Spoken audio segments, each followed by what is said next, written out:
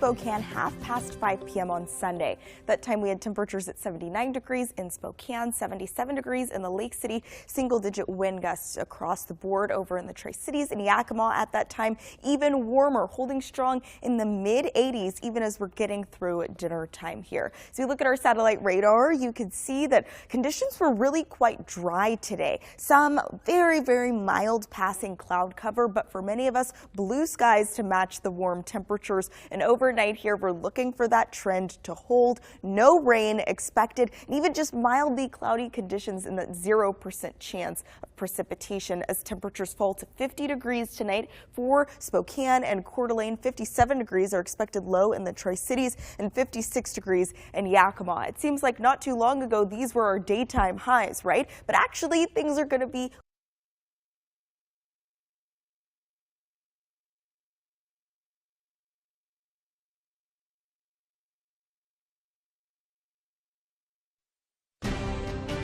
covering the content connecting your community.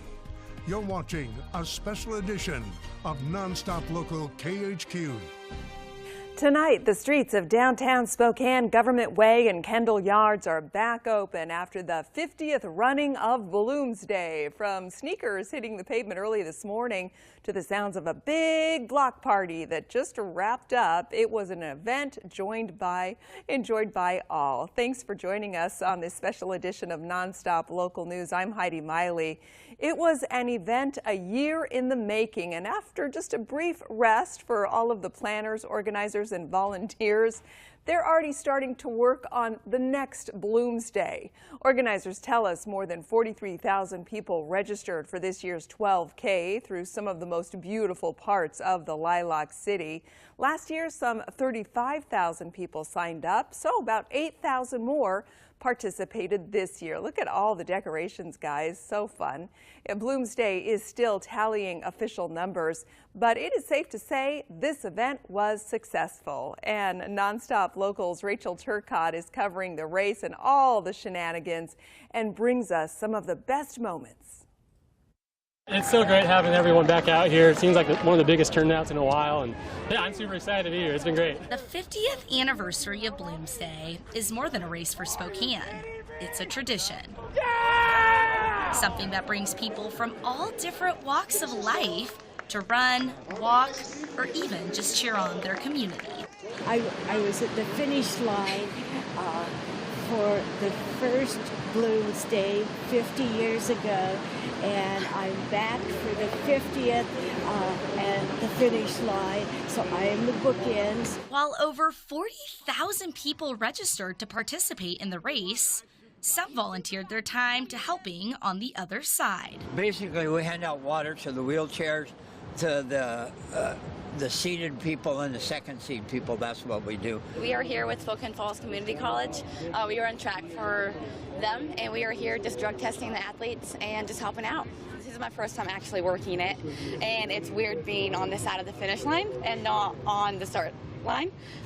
It's just super cool. Some runners broke the norm of wearing classic workout clothes, like Kyle McNaught Davis. And everybody running around me was kind of encouraging me on, so it was fun too. Yeah, it was a fun one. And traveled across the country for this race, saying that the strong community of Spokane kept bringing them back. So I'm from Springfield, Missouri, and I came to visit my sister. This is the second year I've done it, so I've skipped last year, I guess, but the year before I came, and so it's my second one, and I ran faster today. So big PR, yeah. PR. So the director of communications for Balloons Day says that the camaraderie of doing something together and the community aspect is what keeps bringing people back. It's all about, how we can bring people together and support each other. And I think Don, when he founded this, he had no clue how big it would become, but I think it's a testament to the people and, to this magical place. And the 50th anniversary of Balloons Day has showed us that this race is a lot more than just running. It's about the community of Spokane coming together to honor this very special tradition, and it will be one for the books for everyone. Reporting in Spokane, I'm Rachel Turcotte for NonStop Local. And hey, we want to see your Balloons Day pictures. Scan the QR code we have and send them in to us, and we are going to hopefully share them with all of our viewers. What a great day. All right, switching out, giving you a live look over Spokane tonight. Traffic moving on the interstate after this big Bloomsday race. Wow, sun was out and it looks like it was pretty hot out there. Rosemary Wright standing by.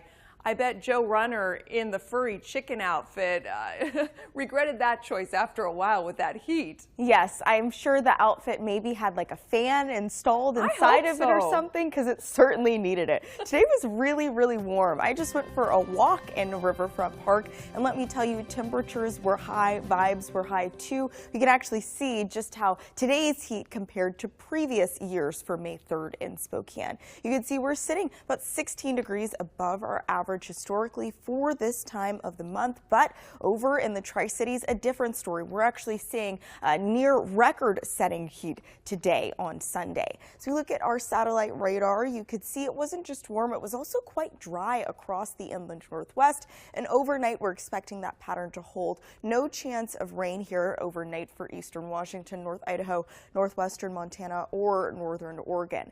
As for those temperatures tonight, we're looking for things to fall into the 50s and 60s across the region with mild cloud cover. It's actually expected to burn off as we get into tomorrow morning, and temperatures remain warm as you head back to work. You'll see we spend the next few days here in the 80s and 90s for much of Spokane and Kootenai counties and the surrounding areas. Coming up here in your full forecast, we'll take a close look at the next 7 days, and not only the chance for rising heat, but also for our breezes to pick up too. Heidi.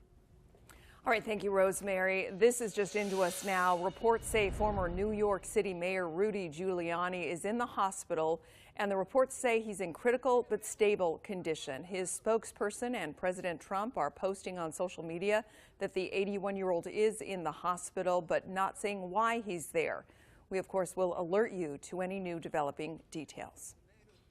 Across the Northwest tonight, officials in Portland, Oregon say there's no threat to the public after a car with explosives barreled into the Multnomah Athletic Club. Experts spent all day yesterday clearing out explosives from inside that car. The crash extensively damaged that prominent club. Blasts from what the bomb squad believes are propane tanks killed the driver and engulfed the car in flames. FBI and robotic explosive teams rushed in to defuse and clear multiple devices. There's been 3 or 4 different times over the course of the afternoon where as we process, we find another device that we need to work with, and so that slows everything down. One reporter on the scene believes they counted some 6 propane tanks. The Oregonian reports the driver was a disgruntled employee. All right, now Spokane County is holding a man without bond for reportedly making threats against a retirement community in Florida called The Villages and Mar-a-Lago because President Trump recently visited the villages. Sumter County deputies told Spokane police about numerous threats somebody made over the phone. And when police contacted Robert Martinsdale in Spokane, the 74-year-old admitted to making the calls but said they weren't threats, just warnings. Still, Spokane County is holding him for bombing threat charges. Right now, doctors are treating 2 people, one in critical condition after a house caught fire along Rowan in Spokane. Fire crews responded around 11 this morning to calls of 2 people reluctant to come out. Eventually, one person did come out on their own and had minor injuries, but emergency responders had to go in themselves to find the second person unresponsive inside, and they pulled that person out. We're still under investigation as far as cause. PD's involved with their major crimes unit due to the injuries, so I wouldn't expect to get anything definitive for a bit of time. Spokane Fire says smoke and roof damage left these 2 people without a home for now. Firefighters did keep the flames to the 2nd floor, but as we heard there, they're still looking into what caused it. If you heard several loud explosions in the Riverview area Saturday, down in the Tri-Cities area, Franklin County Fire District 3 says a car caught fire. Crews quickly got the fire under control and stopped it from spreading to a nearby home and other cars. Firefighters haven't confirmed an exact cause, but did find several lithium-ion batteries charging with a 12-volt charger. Right, we are in fire mode now. May is National Wildfire Awareness Month, getting you ready before fire season tips off across the inland Northwest. With little snow and rain falling through our cooler months and temperatures cranking up earlier than usual, interagency commanders are worried fire season will be severe. And they warn fires can start quickly and spread even faster in these types of tinder dry conditions. Now, to protect your home and family, firefighters urge you to clear dry grass, brush, and debris within 30 feet of your home, scoop leaves and needles out of gutters and off roofs, move firewood and flammable things away from your buildings, and know more than one way to evacuate out of your neighborhood. Also, sign up for your county's emergency alerts. And we're sharing the good tonight. A Yakima couple is facing an unexpected challenge after their baby boy was born 4 months premature at Yakima Memorial Multi-Care Hospital Thursday. Medics life-flighted the baby to Mary Bridge Children's in Tacoma, where he will stay for the next 4 months. NonStop Local Stephen Hogenkamp spoke with the parents about the care they received, saving their son and his mother's life.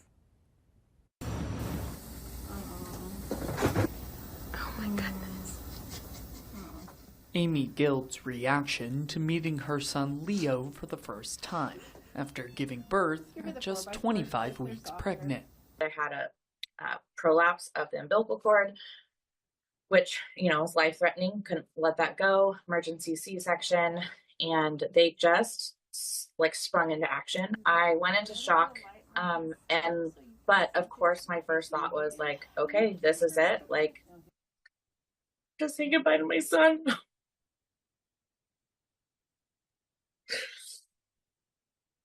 But thankfully that wasn't the case. There's more to his story. Baby boy Leo was born on Thursday, April 30th, at just 1 pound, 12 ounces, with his eyes still fused shut and part of his lung collapsed. Amy and Tavis tell me Leo was an IVF baby after they tried for a third kid for 8 years. Doctors assured them that IVF was not the reason for the premature birth. He currently remains intubated in Tacoma, fighting each day, with mom and dad not leaving his side. Day to day, hour to hour, we just have to take it 1 hour at a time. 1 minute he's doing fine, and the next minute they're like, okay, this level dropped. He got a blood transfusion today, and they weighed him. His weight is changing. Everything is just kind of moment by moment. Amy and Tavis say it's still currently an uphill battle. That is going to be a big milestone when we're able to take him off the ventilator. At day 10, they do an x-ray and a brain scan to check to see if there's any brain damage or a brain bleed or anything we have to do with there. So every day it's okay, we're checking on this, we're checking on that, making sure he's meeting this milestone. A really big mile marker for us will be when his eyes open. But they remain grateful to those that have been there for them every step of the way. We feel loved, by our friends, by our community. They're coming in, they're sending us messages and encouraging people, sharing stories. To see your friends and your family literally just drop what they're doing and just say, don't worry, I'll handle it. They saw a need and they reached in and they took care of it. And it's just really inspiring more than anything. Reporting for NonStop Local, I'm Stephen Hogenkamp. Oh my gosh, seeing that tiny little sweetheart, seeing mom cry at seeing him the first time, of course, we'll keep you alerted to what happens with that family. Right now, though, it's time for a quick break here on this special edition of NonStop Local News. Still to come tonight, a firefighter risks his life to save a woman trapped inside a burning car. We have the full video coming up in national headlines. And we've got a big week ahead. We're talking Cinco de Mayo and Mother's Day on the horizon. And your full forecast, let's make sure you're ready for both. That's coming up here.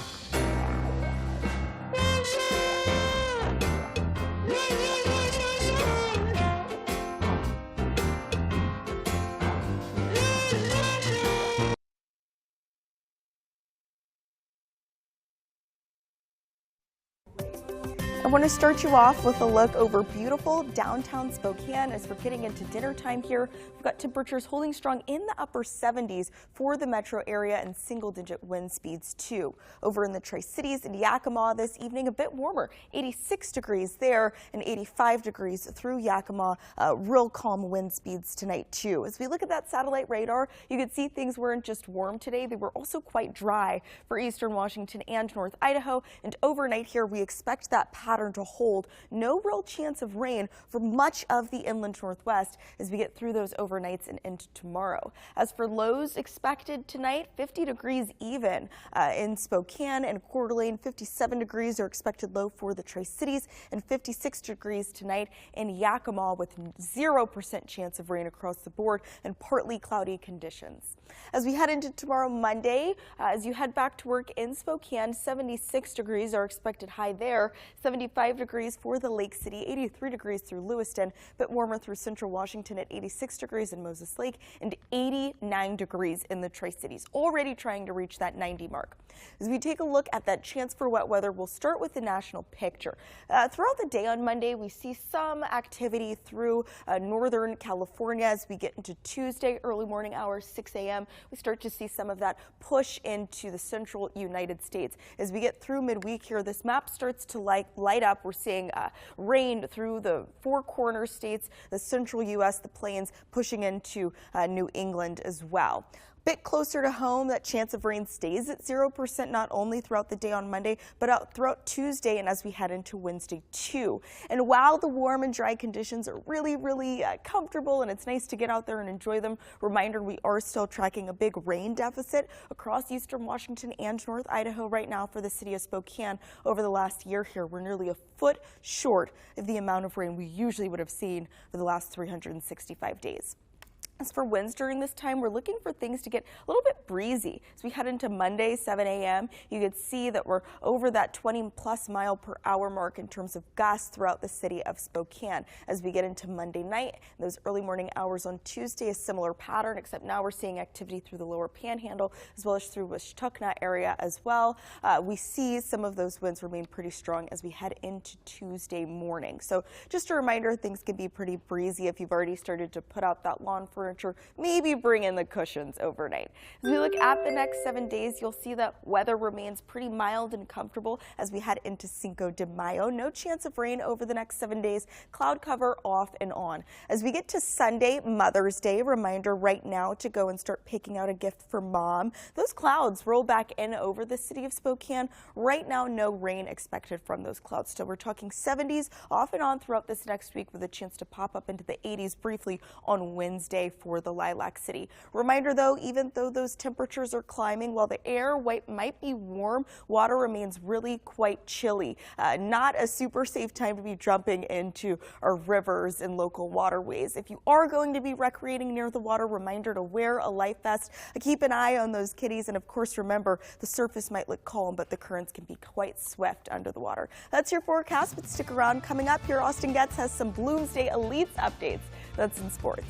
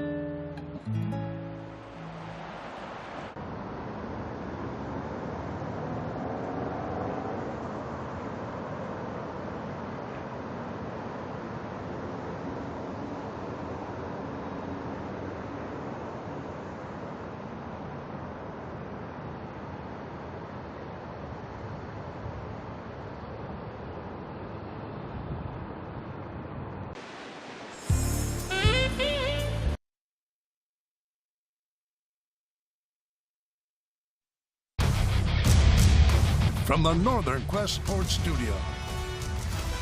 This is SWX NonStop Local Sports. This year, more than 40,000 people ran the 12 kilometers that make up the Bloomsday course, but only a handful can say they were the first in the elite divisions to cross the finish line in the 50th running of Bloomsday.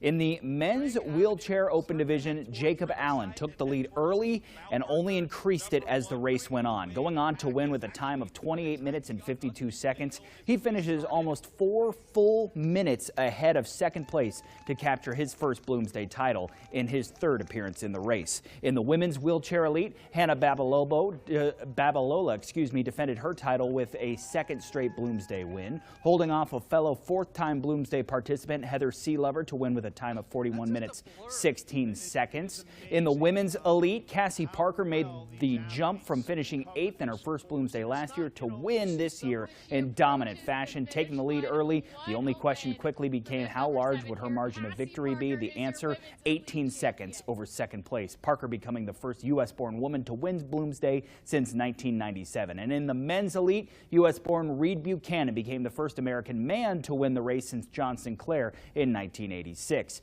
Buchanan finished second in 2022 after a dramatic stretch run, but left no doubt this time around as he became a champion, his 5th time running the race. Coming up in our 6 o'clock newscast, we will hear from our champions of Bloomsday 2026.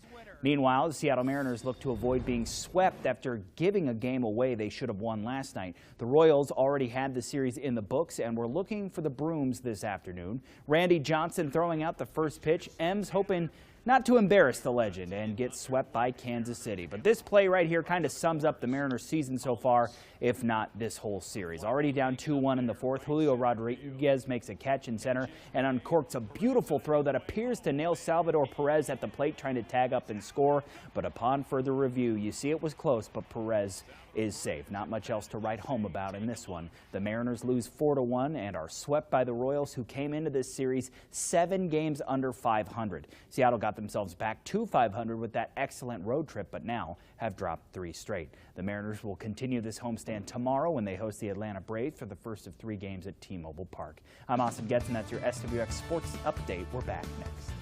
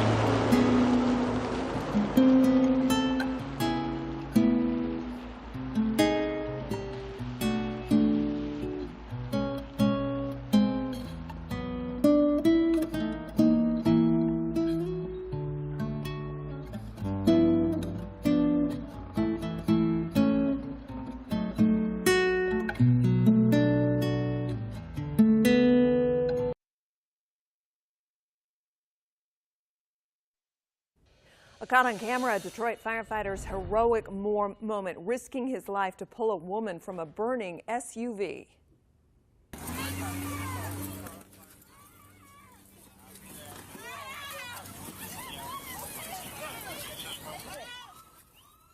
My gosh, Donald Faulkner was responding with his crew to a burning SUV in January. 52-year-old Latasha Collins was inside when it caught fire. Faulkner tried the handle, it was locked, so he figured out a way to get her out without causing more injuries. Then, burn surgeons and experts say his actions saved her life. She really, truly has made a tremendous recovery, given everything that she's gone through, the amount of time that she's had to be in the intensive care unit because of the sequelae of her injuries. She has worked so hard, and she really, truly is a miracle. Collins had multiple fractures, third-degree burns, and internal bleeding requiring several surgeries. Her family is grateful for Faulkner's actions and say he is a hero.